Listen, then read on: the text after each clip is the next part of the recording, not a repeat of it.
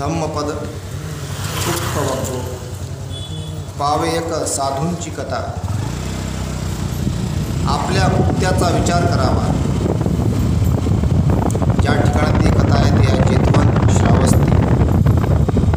न परेस विलोमानी न परेसं कथा कत्तं अत्तनोव अवेख्येयं कथानी अकथानी च. पाली भाषा आहे. अर्थ असा आहे, दुसऱ्यांच्या वाईट बोलण्यावर लक्ष देऊ नये, दुसऱ्याच्या वाईट कर्माकडे लक्ष देऊ नये, दुसऱ्यांच्या वाईट कर्माचा विचार करू नये, फक्त आपल्या चांगल्या वाईट कर्माकडे लक्ष द्यावे. बा किती सोपी गोष्ट आहे. आता ह्या जातकथा कशासाठी बनल्या माहीत आहे का आपल्याला? भगवंताकडे काही लोक जात होते.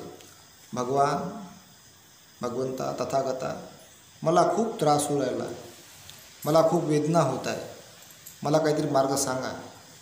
भगवंताने ओळखलं याचा मेंदू एवढाच आहे, याला जास्त सहन नाही होत, याला मग काय सांगा. त्याला मग भगवंत ह्या गाथा, हे गाथा सांगितली पाली भाषेत. त्यावेळेस ते समजत होते. मग भगवंताला विश्लेषण करून सांगत होते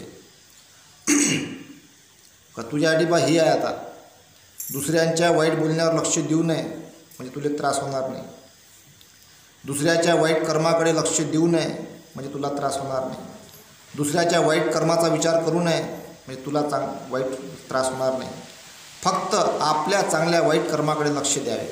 एखादी म्हातारी असते ना मग घरात, म्हातारपणामध्ये मग कानं कमजोर होऊन जाते, डोळ्यांना दिसत नाही, आहे का नाही, मग जास्त बळबळ करते, कलकल करते. त्यांच्यासाठी फार चांगलं आहे का आता बा सुनीचं काही जास्त टेन्शन घेऊ नको, पोराचं काही जास्त टेन्शन घेऊ नको, याच्यावर लक्ष देऊ. स्वतः आपण इतकं चांगलं राहायचं त्या वयात तर कोणाला त्रासच नाही.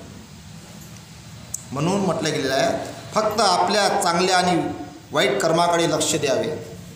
गाथा कथा अशी आहे, श्रावस्तीमध्ये एक महिला पावेयक नावाच्या नग्न साधूला आपल्या मुलासमान मानत होती.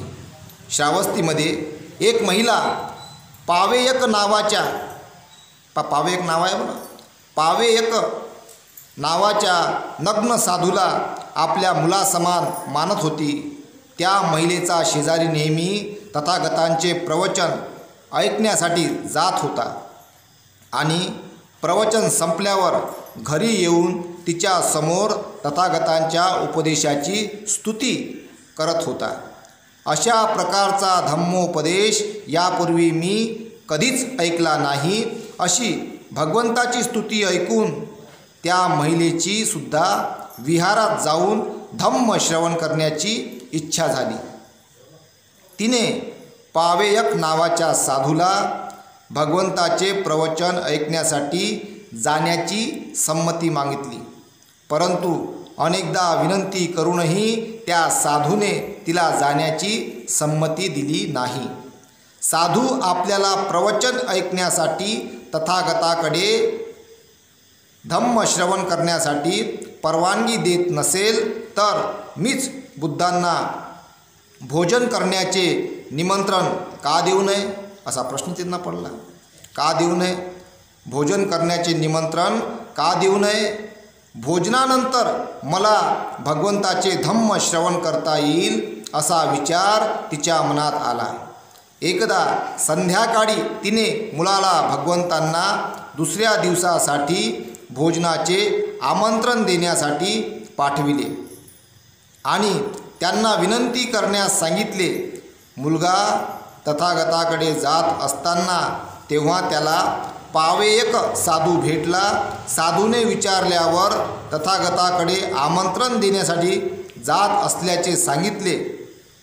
साधूने त्याला जाण्यास विरोध केला, पण त्याच्या विरोधाला न जुमानता साधूच्या काही सूचना ऐकून बुद्धाकडे तो गेला व आईकडून भोजनाचे आमंत्रण आहे ते स्वीकारावे अशी विनंती केली.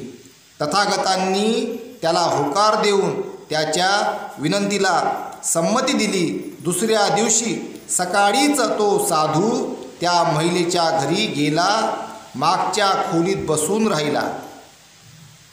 तथागतांनी भिक्षापात्र घेतले आणि भोजनासाठी त्या महिलेच्या घरी आले. आपल्या घरी भगवंत येणार म्हणून तिने घर फुलांनी सजवून त्यांना बसण्यासाठी आसन तयार केले. आसनावर स्थानापन्न होऊन भोजनानंतर त्या महिलेला तथागतांनी मधुर वाणीने धम्मोपदेश केला. ते ऐकताना ती साधू साधू साधू असा सतत उच्चार करीत होती. हे ऐकून मागील खोलीत बसलेला साधूला खूप राग आला आणि तथागतासमोर येऊन तिची व बुद्धाची अनेक प्रकारे निंदा करायला लागला. नंतर तेथून तो रागाने निघून गेला. धम्म प्रवचनाकडे महिलेचे लक्ष विचलित झाल्याचे तथागताच्या लक्षात आले. धम्म प्रवचनाकडे महिलेचे लक्ष विचलित झाल्याचे तथागतांच्या लक्षात आले. त्यांनी तिला धम्म प्रवचनावर मन एकाग्र होत नाही का असे विचारल्यावर साधूच्या निंदाजनक शब्दांमुळे माझे मन एकाग्र होत नसल्याचे तिने सांगितले. तेव्हा बुद्ध म्हणाले, अशा पाखंडी बोलण्यावर लक्ष देऊ नये. आपल्या चांगल्या वाईट कृत्यावर लक्ष द्यावे असे सांगताना तथागतांनी ही गाथा म्हटली. बघा किती स्पष्ट सांगितलं भगवंतांनी. तात्पर्य, दुसऱ्याचे दोष व उणिवा पाहू नका.